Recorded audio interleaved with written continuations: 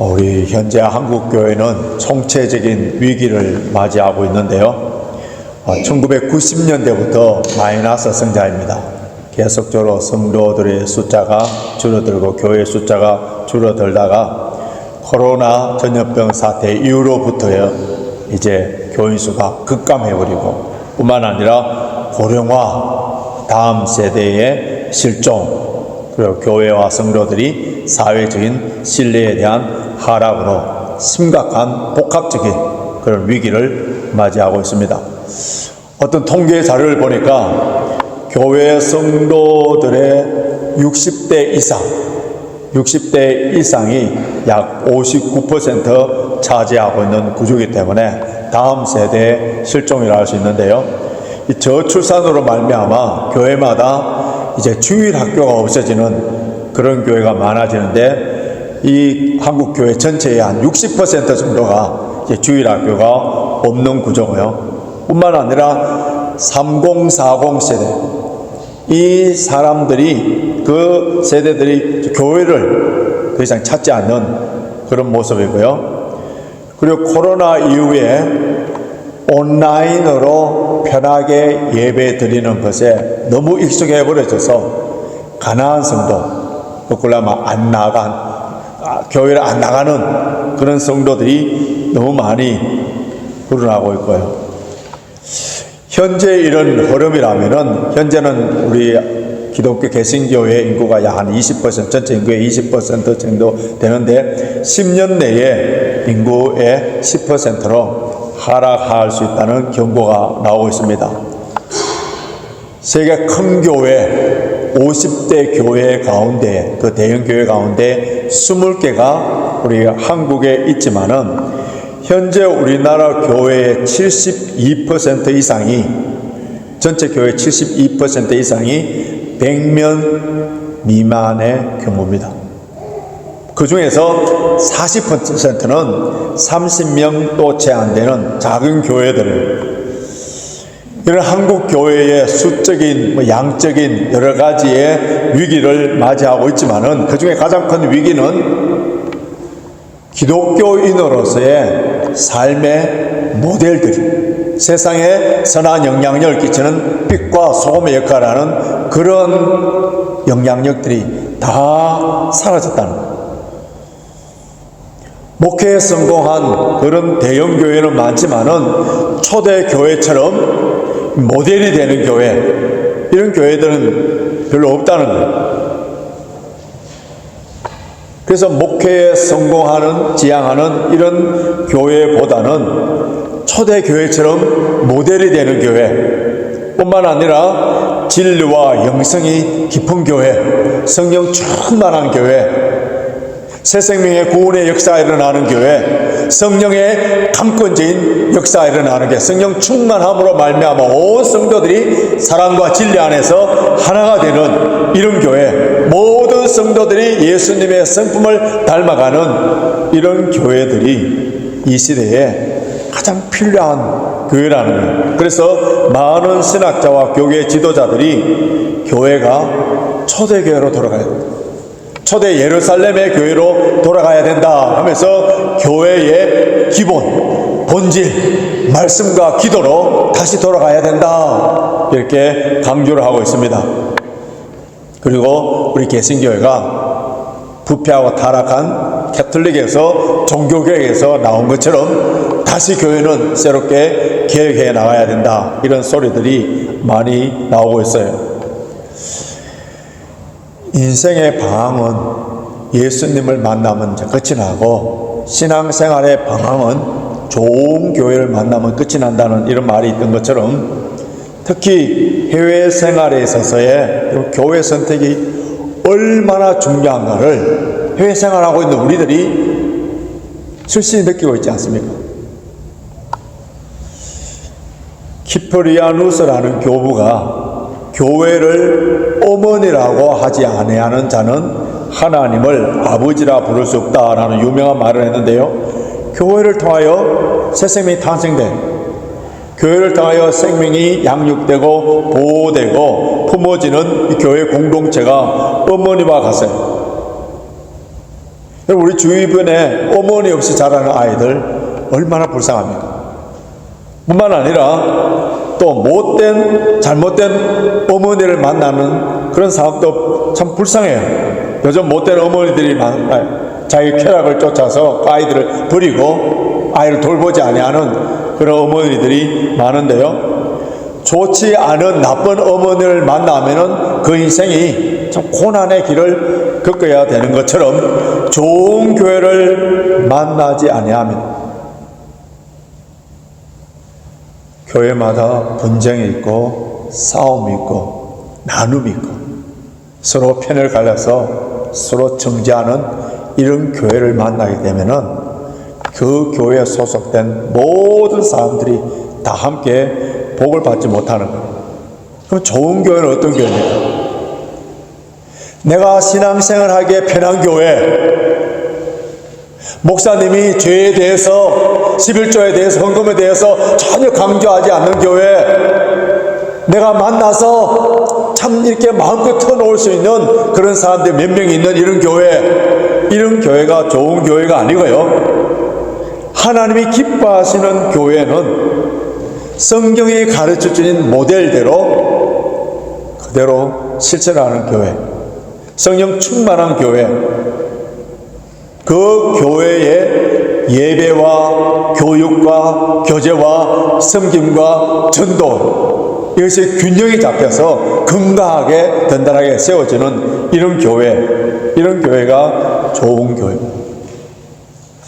다음 주일이 우리 교회 설립 기념 22주년 교회 기념 주일이 되는데요.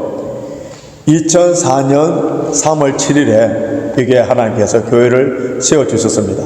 교회를 세울 때 그때도 이미 런던에서 이 주변에 많은 교회들이 있었는데 왜 하나님께서 또 하나의 교회를 세워주신 그 이유가 무엇이죠? 이 교회를 세울 때는 하나님의 기쁨이 되는 교회, 많은 교회들에게 본이 되는 모델이 되는 대안이 되는 그런 교회, 그 교회를 원하셔서 하나님께서 교회를 세워주셨습니다. 지난 21년 동안에 우리 교회를 돌이켜 볼 때에 정말 좋으신 분들, 그런 분들을 보내주시고 하나님의 놀라우신 은혜와 복을 받은 그런 교회, 여기에는 우리는 하나님께 감사하고 영광을 돌려야 되지만은, 그러나 우리의 모습을 살펴보면서 하나님께서 이 교회를 설립하실 때 주신 그 비전, 그 사명, 새 생명의 구원의 역사가 일어나고 성령 충만함으로 말미암아 하나님의 권능이, 하나님께서 양떼를 맡기시고 하나님께서 우리 교회에 어떤 문제를 던져준다 하더라도 믿음으로, 말씀으로, 능력으로 해결해 나갈 수 있는 능력을 보여주는 산에 세워진 그런 동네로 든든하게 세워가고 있는지에 대해서는 우리 모두 그 앞에 자신을 살펴보고 점검하면서 회개하는 그런 기회를 가져야 됩니다. 오늘 본문에서 소개되고 있는 초대 예루살렘 교회는 성령으로 말미암아 세워진 그런 교회인데, 오고 오는 모든 세대의 모든 교회의 모델이 되는, 본이 되는 그런 교회이기 때문에 너무너무 중요해요. 모든 시대의 모든 지역의 모든 교회들이 다 초대 예루살렘 교회로 돌아가자 말을 하는데, 그러면은 초대 예루살렘 교회는 어떠한 교회이기에 모든 교회들의 모델이 되는지 오늘 본문의 말씀을 통하여서 살펴보면서 우리 교회가 이런 교회가 되도록 우리가 함께 기도하고 노력해 가야 될 줄 믿습니다. 첫째는 이 교회는 성령의 능력으로 회개의 역사가 있는 교회, 회개의 역사가 있는 교회인데, 이 베드로의 설교를 들은 청중들의 반응이 37절에 나와 있습니다. 37절 같이 읽습니다. 시작. 저희가 이 말을 듣고 마음에 찔려 베드로와 다른 사도들에게 물어가로되 형제들아 우리가 어찌할꼬 하거늘. 마음이 찔렸다 하는 이 말을 헬라어 원어로 보면요, 이 마음을 꿰뚫는 실제적인 고통이, 아픔이에요. 그 고통을 가지면서 그래서 형제들아 우리가 어찌할꼬, 그 말씀 앞에 그런 반응들이 나온 거예요. 지난주에도 제가 말씀드렸습니다만 베드로의 설교는 직설적이에요. 직설적.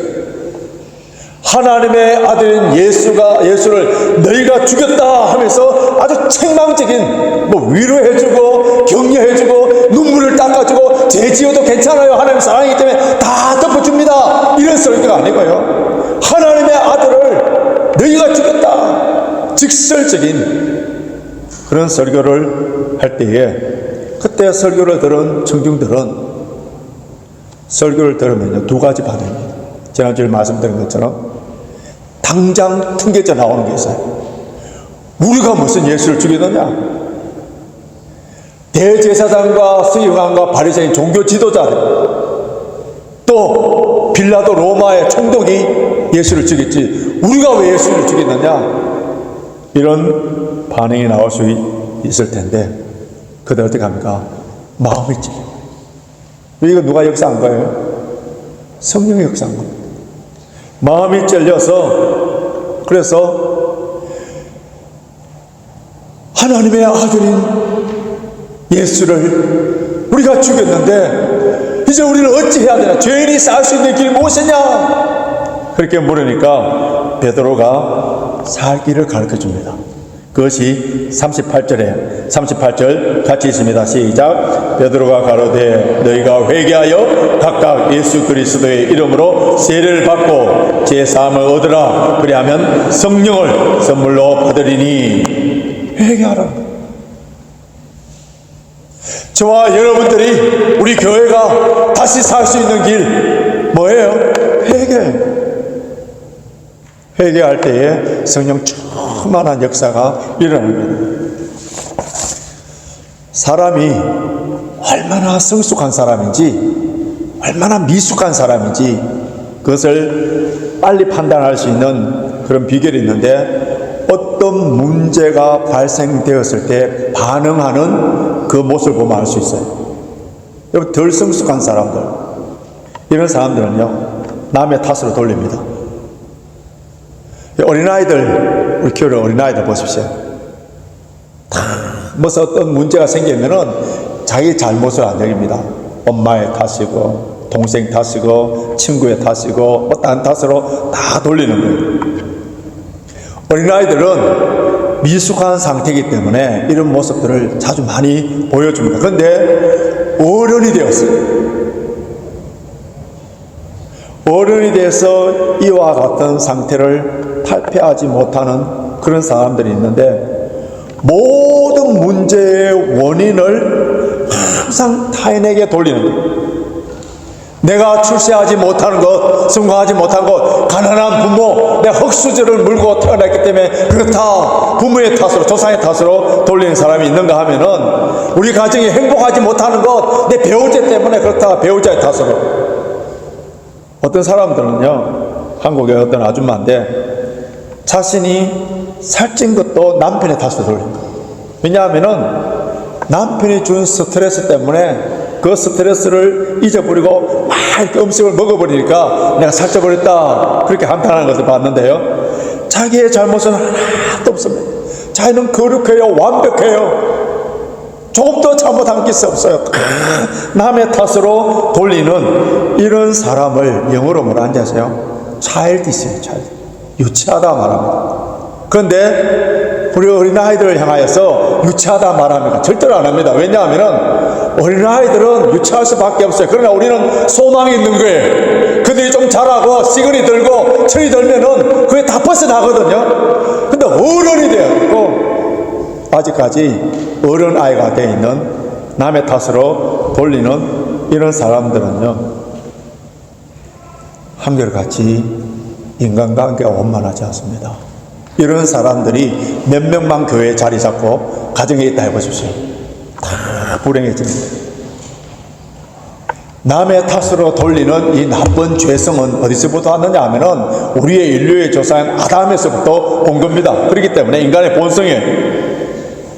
늘 남의 탓으로 돌리던 이런 마음, 이것이 내 탓이요, 내가 회개하고 자기 잘못으로 돌리는 것, 이것이 뭐라고요? 회개라는 거예요. 지난날 시간을 돌이켜보면서 부모의 탓, 남편의 탓, 아내의 탓, 자녀의 탓, 직장 상사의 탓, 동료의 탓, 교회의 탓, 어느 집사님의 탓 돌렸더니 모든 악한 생각, 유치한 생각을 회개할 때 그 회개하는 마음에 성령이 임하세요. 그래서 삶의 여유가 생깁니다. 삶의 큐션이 생깁니다. 남의 탓으로 돌리는 그 순간부터는 내 마음속에 기쁨이 하나도 없습니다. 모든 게 불평불만해. 근데 성령의 기름 부으심으로 말미암아 내 탓이다. 내가 더 기도하지 못하고, 내가 더 사랑하지 못하고, 내가 더 인내하지 못하고, 내가 먼저 철저하게 회개하지 못해서 이렇구나 하는 그 마음, 성령이 주는 마음 조금만 품어보십시오. 많이도 말고요, 조금만 품어보십시오. 그 품는 마음 속에 성령의 역사하여서 말할 수 없는 기쁨과 평강을 누리게 되고 인간관계 모든 문제가 회복되는 그런 역사이게 됩니다. 여러분, 우리 교회가 성령 충만하고 은혜가 넘쳐나 그러기 위해서는 모든 한 사람 한 사람이 성령 충만하게 돼요. 성숙한 사람이 되어야 되는데요, 잘못한 일이, 어려운 일들, 고난의 일, 이런 일은 모두가 일어나서 내 탓이요, 내 탓이하고 영광받을 일을, 칭찬받을 일이 있으면 오직 하나님께 영광만 돌리는 이런 성도들이 있는 공동체로 세워나갈 때에 그 교회에 소속된 모든 성도들이 다 행복하고 그 교회의 신앙생활하는 자체를 자부심을 가지고 보람을 가지고 기뻐하는 그런 공동체. 하나님께서는 이런 공동체, 이런 교회를 우리 교회가 되기를 원하세요. 둘째로 초대 예루살렘 교회는요, 물질의 집착에서 벗어나 종말론적인 삶을 사는 그런 공동체인데, 우리가 읽은 이 본문의 말씀을 보시면은 초대 교회의 특징들이 잘 나와 있습니다. 먼저 42절 보십시오. 42절 같이 읽습니다. 시작. 저희가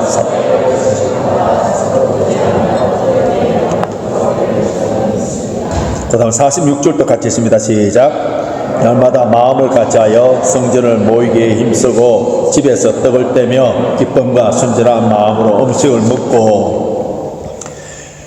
요 두 구절 가운데 초대 예루살렘 교회의 몇 가지 특징들을 보면서 우리 한국 교회의 성도들 깜짝 놀랄 일이 아니에요.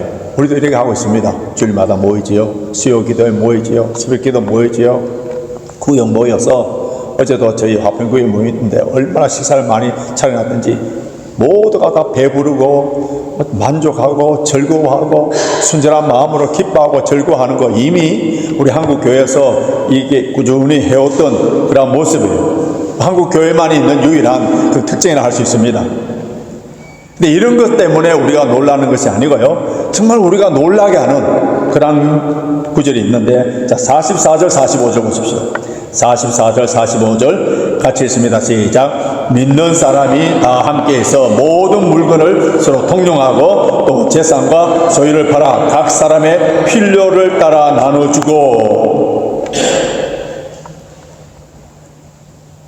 여러분, 이거는 저와 여러분들이 할 수 없는 거예요. 초대 예루살렘 교회의 사람들이 수많은 사람들이 모여드니까 집이 있는 사람, 밭이 있는 사람 팔아서 그 필요한 사람들 나눠주고 제 것을 자기 것으로 여기지 않고 다 함께 공동으로 사용하는 그러한 역사가 일어났는데요, 여기에 있는 요 상업뿐만 아니라 사도행전 4장에 보면은 하루에 5,000명씩 돌아오는 그런 역사가 있는데, 그때에도 똑같은 내용이 두드러진 똑같은 특징이 나옵니다. 자, 4장 32절 보십시오. 사도행전 4장 32절 같이 읽습니다. 시작. 믿는 무리가 한 마음과 한 뜻이 되어서 모든 물건을 서로 통용하고 자기 재물을 조금이라도 자기 것으로 하는 이가 하나도 없더라. 이건 초대 예루살렘 교회에 있는 독특한 현상 중에 하나인데요, 서로 유무상통하는 이 독특한 아름다운 공동체, 이것이 요즘은 찾아보기 어려워요.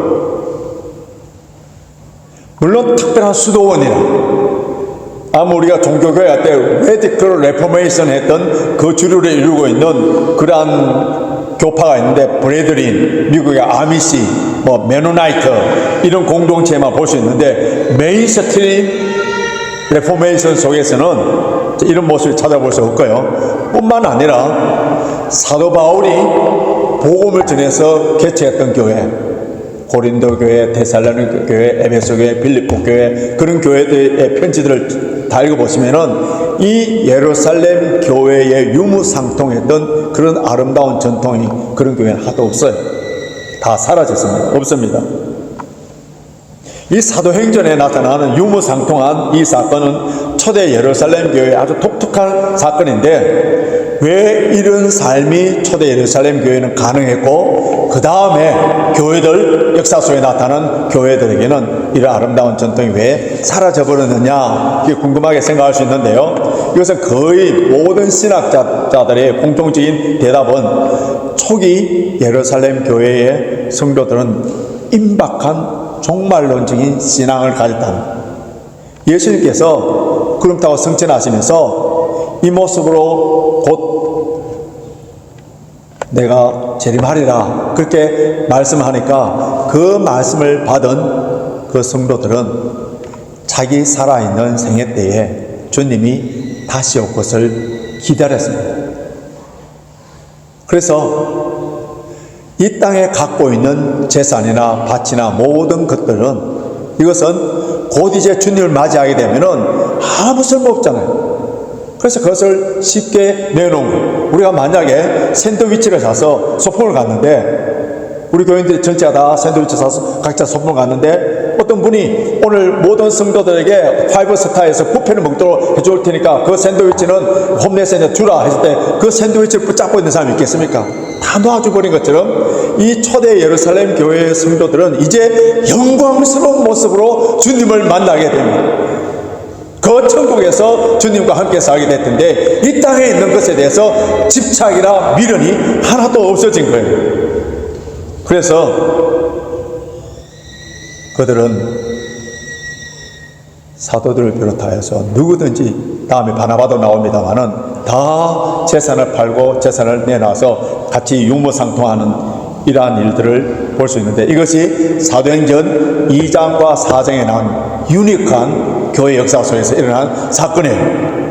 그렇다면은 이 초대 예루살렘 교회의 사도행전 2장과 4장에서만 나타나는 유니크한 사건을 왜 성경에 기록해 놓은, 그 당시에 그렇게 살았다는 것을 우리가 어떻게 기념을 하라는 뜻이에요. 왜 이렇게 기록을 해 놓은 이유가 무엇일 것 같아요? 모든 성경은 하나님의 감동으로 지었기 때문에, 우리 교훈과 책망과 바르게함과 의로 교육하게 유익하기 때문에, 어떤 말씀에 대해 우리 영안이 감겨져서 깨닫지를 못해서 그렇지, 영적인 안경을 끼고 보면 모든 것이 우리에게 주는 교훈이 있거든요. 왜 이것을 기록해 놨겠습니까?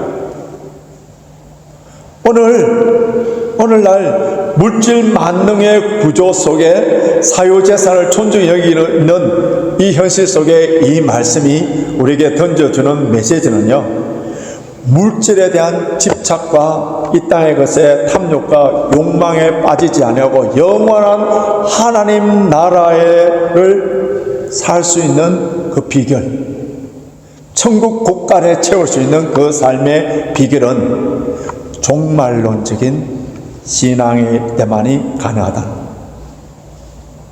종말론적인 신앙일 때만 가능하다. 그러면 종말은 두 종류로 나눌 수 있습니다. 우주적인, 첫째는 우주적인 종말인데요, 예수님께서 지금이라도 재림에 오신다면은 우리는, 살아있는 우리는 중간에 휴가 되어서 죽음 맞이 아니하고, 죽지 아니하고 주님을 맞이하는. 근데 그때는 아무도 할 수 없어요. 오직 하나님 아버지만 아는 거예요. 근데 이 우주적인 종말이 아니라 우리는 각자 죽음으로 말미암아 개인적인 종말을 맞이하게 되는데, 근데 이 개인적인 종말이 언제 올지 우리는 몰라요. 근데 어떤 사람들은 질병에 걸린다든지, 그런 사람들은 미리 유서를 쓰고 재산을 정리하고 그 다음 자기 장례를 어떻게 하라 하고 이렇게 다 남겨놓고 그렇게 죽음을 맞이하는 경우가 있는데요, 모든 삶을 다 정리하고 유서를 적고 있는 사람 누구라고요? 개인적인 죽음을 준비하는 사람, 이런 사람. 저와 여러분들이 왜 종말론적인 삶을 지금 살지 않느냐 하면은 언제 죽을지 모르는 거예요. 그래서 죽음에 대해서 깊게 생각하지 않기 때문에, 영원한 천국을 생각하지 않기 때문에 여기가 좋사오니 이 땅의 것에 집착하고 이 땅의 것에 욕심을 가지고 살아가는 거예요. 그렇겠지만은 저와 여러분들이 일상적인 삶 가운데 종말론적인 삶을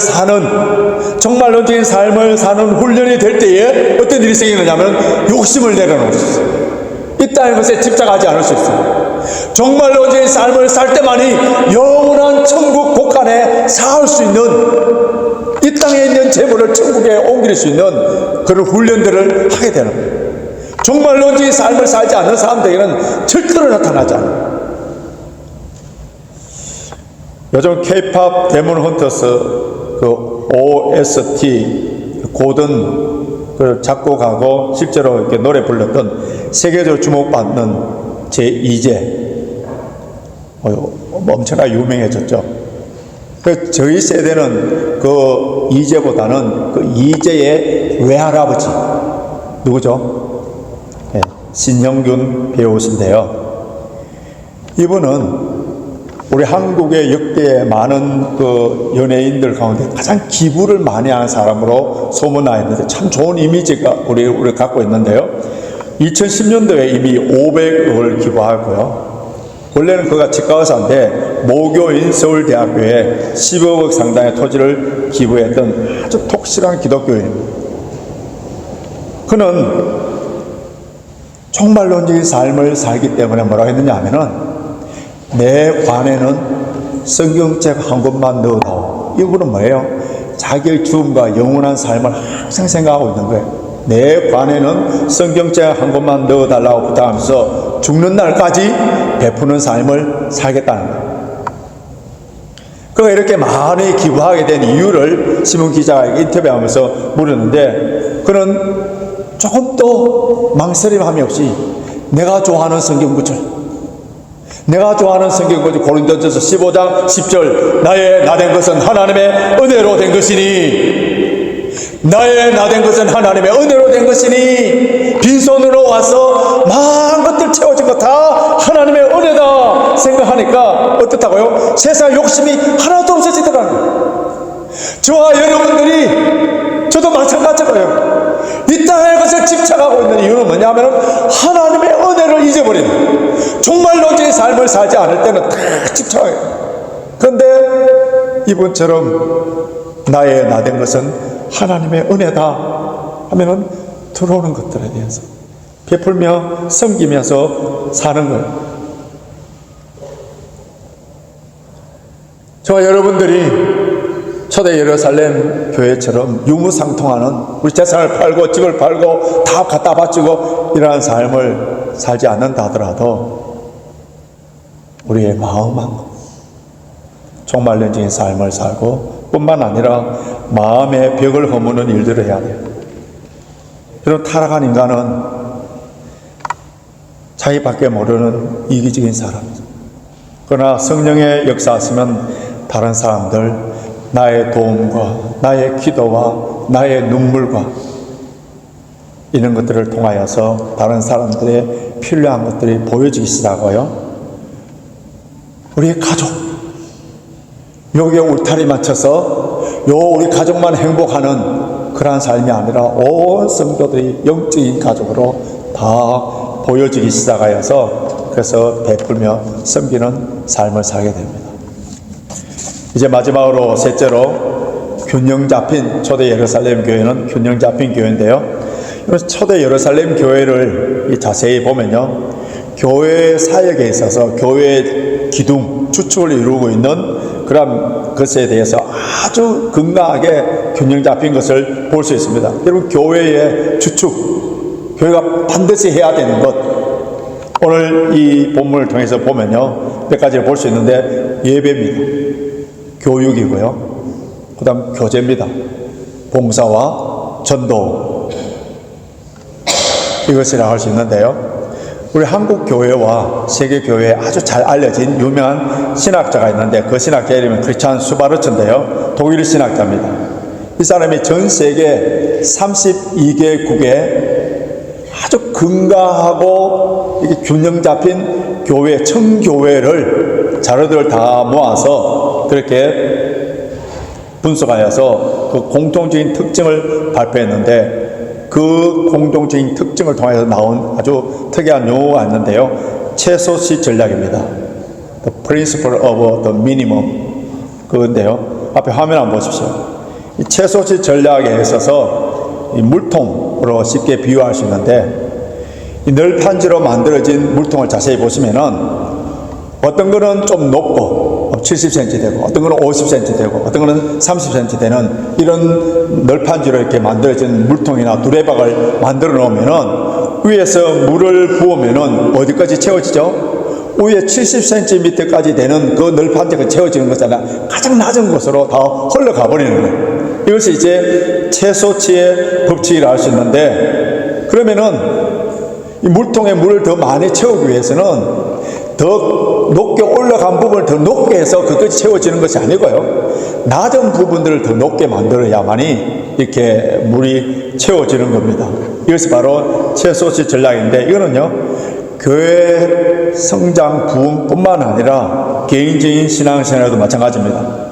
그러면 초대교회, 성령 충만한 교회의 특징은 오늘 본문에서 5가지 필수적인 요소를 다 발견할 수 있는데, 예배와 교육과 이 교제와 봉사와 선교인데, 여러분 신앙생활 가운데에 나에게 최소치가 뭔지 한번 보십시오.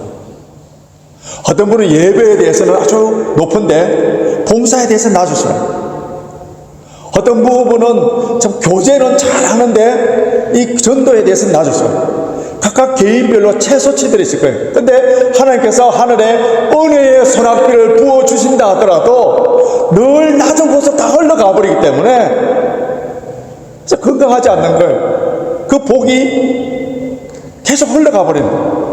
나의 최소치, 내가 잘하고 있는 것, 우리 교회가 잘하고 있는 것, 그를 계속 높이는 것이 아니라 우리 교회와 내 자신의 약한 부분, 그것이 무엇인가 성령께서 깨닫게 해주실 때 그것을 강화시켜야만이 하나님의 은혜와 복이 가득 채워질 수 있는 거예요. 우리 사람의 혈관을 다 이으면은 약 13만 킬로미터가 된다는데, 이것은요 지구에 한 3바퀴 정도 도는 거리를 합니다. 근데 그 엄청난 길이에 그 혈관에 어느 한 군데가 좁아진다든지 어느 한 군데가 막혀버리면은 혈액이 흘러가지 못하기 때문에 우리 몸에 당장 이상이 생기는 거예요.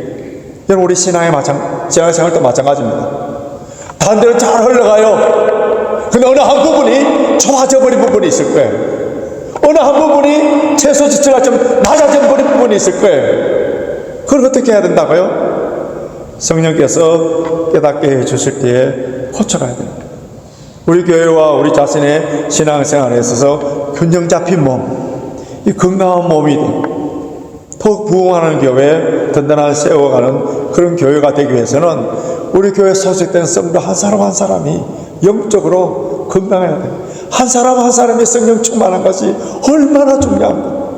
저는 목회를 우리 교회에서 이렇게 하면서 교회 한 사람이 성령 충만할 때에 미치는 그 영향력이 얼마나 큰가를 볼 수가 있고요. 한 사람이 마귀 충만하고 세상 충만할 때 미치는 악한 영향이 얼마나 큰가요. 우리 교회 공동체 중에 한 사람이 저 낮은 최소치와 같은 그런 속에 되었을 때 그것을 통해서 은혜가 다 흘러져 가버리고 어느 한 곳이 막혀지니까 서로 소통이 되지 않고 다 어려움을 겪는 그런 모습들을 보아왔다. 우리 교회를 사랑합니까? 정말 주님을 사랑합니까? 내 자신이 성령 충만하게 되는 것이요. 정말 주님을 사랑하고 주님의 나라를 사랑하는 거예요. 이제 말씀을 정리해 보겠습니다. 오늘 말씀의 정리를 47절로 요약해 보기를 원하는데요. 47절 우리 같이 있습니다. 시작. 하나님을 찬미하고 온 백성에게 칭송을 받으니 주께서 구원받는 사람을 날마다 더하게 하시니라. 하나님을 찬미하고 예배와 이 종적으로는 아주 잘 되고 있어요. 뿐만 아니라 뭐도 한다고요? 온 백성에게 칭송을 받으니 그 다음 뭡니까? 주께서 교회의 부흥 누가 지고 있어요? 주께서 구원받는 사람의 수가 날마다 더하게 하시느라 미알로 시즌인데요. 계속 부흥케 해주더라. 주님께서 더하게 해주는 수동태로 되어 있습니다. 예루살렘 교회처럼 우리 교회가 전도가 되는 역사가 일어나기 위해서는, 새 생명의 구원의 역사가 일어나기 위해서는 주님께서 많은 사람들을 보내주시고 많은 물질을 바뀔 수 있는 그런 교회가 되기 위해서는 우리 각자 성령 충만함, 세상 사람들과 구별된 독특한 삶, 주님이 기뻐하시는 삶, 교회 안에서 뿐만 아니라 세상의 직장 가운데, 가정 가운데서도 코람되어의 삶을 사는 이러한 사람들이 많아질 때에 그런 교회를 하나님께서 사용하시고요. 종교개혁자 존 칼빈은 그리스도인의 첫째 의무는 보이지 아니하는 하나님의 나라를 보이도록 해주는 것이다. 아주 유명한 말을 했는데요. 초대교회 성도들은 보이지 않는 하나님의 나라를 그 삶을 통해서 보여준 거예요. 그 천국 생활의 기쁨을 보여준 거예요. 세상의 새로운 대안으로 공동체로 서 있었던 거예요. 산에 세워진 동네와 같은 그런 모습이었어요. 우리 레인지파크에 섰을 때 모든 성도들이 예수를 믿는 자다운 독특한 삶, 섬김과 배품과 희생을 통하여서 예수님 누구신가를 보여줄 뿐만 아니라 이런 삶을 살 때에 불신자들이 그들의 삶을 우리를 통하여서 부끄럽게 여기고 하나님께 돌아오는, 우리의 지탄의 비판의 대상이 아니라 그들 스스로가 이렇게 살아서는 안 되겠다 하면서 주께로 돌아오는 그런 역사가 일어나야 돼요. 저와 여러분들이 말씀을 들을 때나 성경을 볼 때나 구역에서 말씀을 나눌 때나 절대로 남의 탓으로 돌리지 마시고요.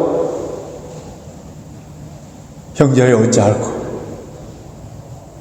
마음이 찔려서 내가 먼저 회개하는 역사가 있고, 물질의 집착과 욕심에 벗어나서 나눔과 섬김의 공동체가 될 뿐만 아니라 우리 교회가 예배와 교육과 교제와 섬김과 전도, 이 모든 것들이 다 균형 잡혀서 건강하게 성장해 감으로 말미암아, 그래서 성령께서 강건진 역사로 말미암아 수많은 기적과 능력을 체험하여서 우리 교회 자체 안에는 기쁨과 감사가 넘쳐나고, 세상 가운데서는 우리 교회가 빛과 소금의 역할을 감당하여서 수많은 생명들이 돌아오도록 만드는, 하나님이 그토록 원하시고 찾으시는 그런 교회로 다시 회복되는 초대 예루살렘과 같은 그런 레인지파크 교회가 되시길 주님의 이름으로 축원합니다.